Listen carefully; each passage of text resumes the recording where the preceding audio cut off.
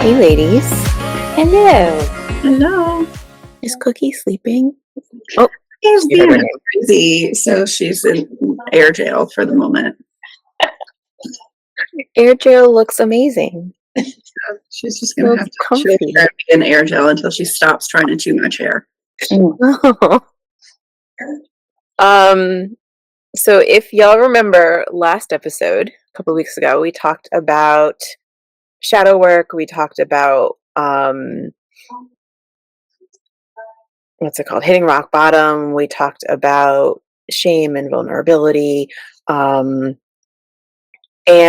today we wanted to talk a little bit about numbing versus coping versus survival. So the behaviors that have allowed me to deal with all of the trauma, the behaviors that have kept me safe for a very long time, that now that I'm in recovery, I'm working really hard to kind of right size and get more in balance. When I do the deeper shadow work, I know for me, I tend to revert back to binging games on my phone, binging Netflix, spending a day making soul collage cards instead of doing anything else. So what comes up for you guys when we talk about numbing versus coping versus survival behaviors, and whether or not that means I'm relapsing? Such a good topic, and it has come up so much lately with so many people that I've talked to. And the first thing that I would say about it is it's all relative. Cookie agrees. Yeah, it's all relative. Relative to the person, the environment, the situation, the behavior, the reason. There's so many different factors that it really can't be a cut and dry yes or no answer that we can record on a podcast and give to everybody and you can just apply it. So I would say the understanding of me and what I'm doing and what's coming up for me gives me the ability to do some self-reflection and evaluate that for myself, and then reach out as I need to from there. That's just my initial off the cuff. Yeah. What about you, Anne? What comes up for you? I totally agree with Stace. What comes up for me is I talk a lot in our Thursday night Connecting for Recovery group about how many times I relapsed. And because my relapse doesn't look like what's on TV, it wasn't stigmatized or it wasn't judged as much. In fact, it was the opposite. It was usually praised. And I am very aware that I still continue to hit my head on the wall 18 years in, and will probably always continue. But there isn't an expectation. I today don't have an expectation for me not to. And I think part of that is what I call, this is an Amberism, recovery gives the gift of self-awareness to me. That's, in my opinion, what I get from recovery. And to validate and kind of back up or piggyback off of what Stace is saying, it's like, first I have to decide, is this hurting me? Is this hurting anyone else? Because if clients have worked with me, that's my definition of where's the invisible line where numbing isn't okay and numbing is okay. And for me, the definition is as long as I'm not hurting me and I'm not hurting someone else. Mm-hmm. So if I'm going to binge 3 episodes of Cupcake Wars, Yes. Love Cupcake Wars. The way that doesn't harm me and doesn't harm anyone else is I've had a conversation with my husband where I've said, I'm at max capacity. I need a few hours. And he has the kids. And so it's not harming me and it's not harming anyone else. And I know that might sound like not a big deal to binge television, but anytime I escape me, that can be a big deal. And to make sure that it's not hurting me and it's not hurting anyone else, I'm put in a position where I have to numb and medicate with intention. Mm-hmm. And that's the other word that I view recovery as. If someone were to say, Amber, put recovery in one word other than recovery, I would say intention. Because I grew up very reactive, very impulsive, and everything was chaotic. And so for me, the way my recovery gets walked out is I have to slow down and do things with intention, and then have the awareness of what's okay that I'm doing and what's not okay that I'm doing. And frequently I will use examples about Mountain Dew. Yeah, there's a lot of people that would be like, okay, that's not like, that could be offensive to some people. No, to Stacey's point, the person saying that doesn't know that because they don't know me and they don't know what's happening when I'm drinking Mountain Dew. And it also means something to me that I can put some guidelines around it, which means I get one Mountain Dew a day. And so, again, it might not sound like much. And when it comes to numbing, coping, and survival, there is a continuum there for me. And I do know when I pass a certain point, I know when I'm isolating. Mm-hmm. I know when I'm not connecting to my people. And I even know, as bad as this sounds, I'm going to say it, ladies. I'm going to say it. I even know who to reach out to that will give me permission to keep doing it instead of telling me to stop. And I'm not saying that I do that. I just know in my process, in my head, in my narrative, I know how to keep it going. And so if I'm not living in my state of self-awareness of what's good for me or what's not good for me or what's healthy for me and not healthy for me, then anybody can tell me something to do, but that doesn't mean I'm going to listen to them if I don't view it So as where does it fall for me, Am, when I reach out to you about adopting a new animal because I know you will endorse it? Exactly. I texting Stacey over the weekend because I found the mini donkey farm. Of course I'm going to text Stacey because we have that relationship of do it, girl, do it. But if I tell Jen I want another dog, she's going to be like, I don't think so, honey. How many do you have now? probably not a good idea. Yeah. So that was a really long version of what Stacey said very succinctly. And as long as I'm not hurting me and I'm not hurting anyone else and I'm doing it with intention, I don't think numbing and medicating can ever, there isn't an abstinence of numbing and medicating in our culture. It's everywhere. So that's how I put guidelines around it to make it safer for me. What was coming up for me while you guys were talking was, yes, ditto. I know exactly who to text or ask or go to support the case in my head to continue doing the self-destructive things. And I view that as a survival skill. Mm-hmm. I know where to go to get that immediate need met. And I've come to learn that it feels different in my body. So when I'm doing the things that are, I mentioned in the last episode, getting in my own way, I'm going to the people who will support my isolation or who will support my procrastination or who will support whatever the thing is that I'm trying to do to numb or isolate, remove myself, or push people away. Mm-hmm. It doesn't feel good in my body. My body feels tense. My body feels anxious. My mind is usually either going real fast or completely shut down. So it feels really different in my body versus when I'm in alignment and I'm doing things with intentionality to take care of myself. We come back from Thanksgiving and had a really good time, but being around a lot of people and being on for so long takes a lot out of me. Sensory overload, people overload, just being out of my house for an extended period of time.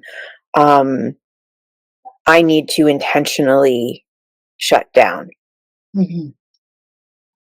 And that feels very different in my body than, oh, I'm not going to go today. You guys just go to your mom's house. I'm going to stay and I'm going to isolate and I'm going to hide because I'm too tired. I don't really want to deal with it. I'm like, I feel that stress response coming on.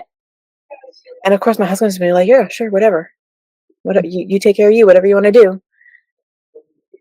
And then in my body, it doesn't feel good. It's like that anxiety's there, that the inner critic comes out and the woulda, coulda, shoulda, and what are you doing? And you're letting people down. And what are they like? So for me, being able to tell the difference too, in addition to what you were saying about the intentionality and the, doing no harm to myself or others, my body feels very different.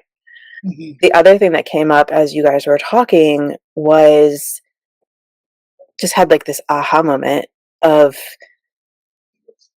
codependency relapse is received very different than substance use relapse. Substance use relapse is perceived as bad. You are never allowed to relapse. That is not okay. Like bad. Mm-hmm. Codependency relapse is perceived as good because now I'm people pleasing and I'm peacemaking and I'm being a perfectionist and I'm ADSing and like it's that I appear to be highly functioning. Mm-hmm. And when I have no boundaries, other people not take advantage, but they benefit from that. Mm-hmm. Versus a substance use relapse where it does hurt the person who's relapsing and the people around them. My codependency relapse hurts me first, and in the long run, the people around me, but they're not feeling that right away.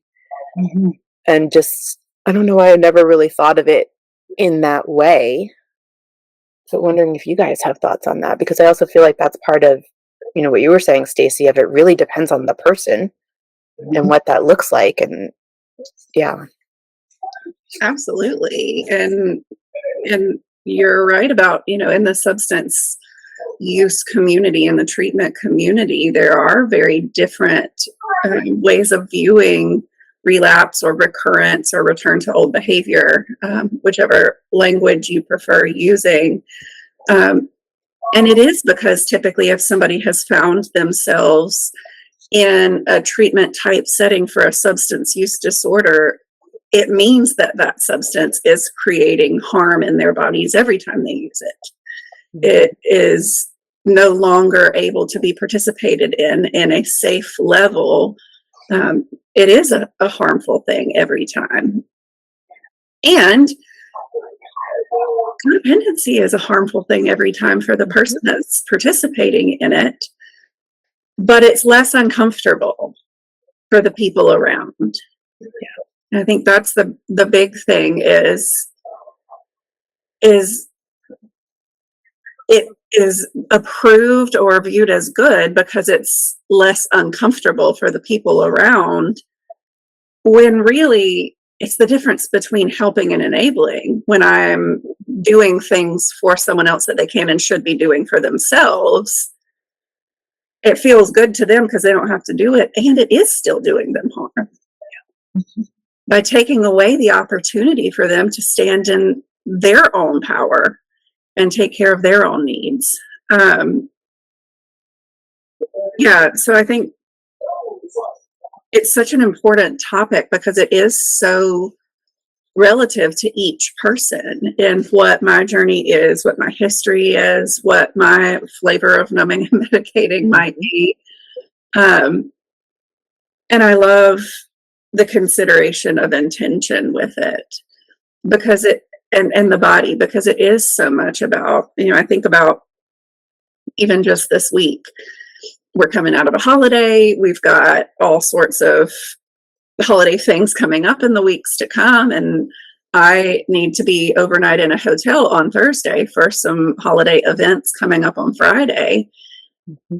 And in the past, my inner narrative would have told me I need to use that Thursday evening time to go visit all the people that I never see and catch up with all of the people that I don't get to catch up with. And it would have been exhausting for me. And at this point, my inner narrative doesn't view this as a task of going and doing all of those things, which increases my stress and gives me a nervous system response. It views it as a opportunity for intentional shutdown. It's an opportunity for my nervous system to reset in a space where I don't have any demands on me for just an evening. And that feels so different in my body.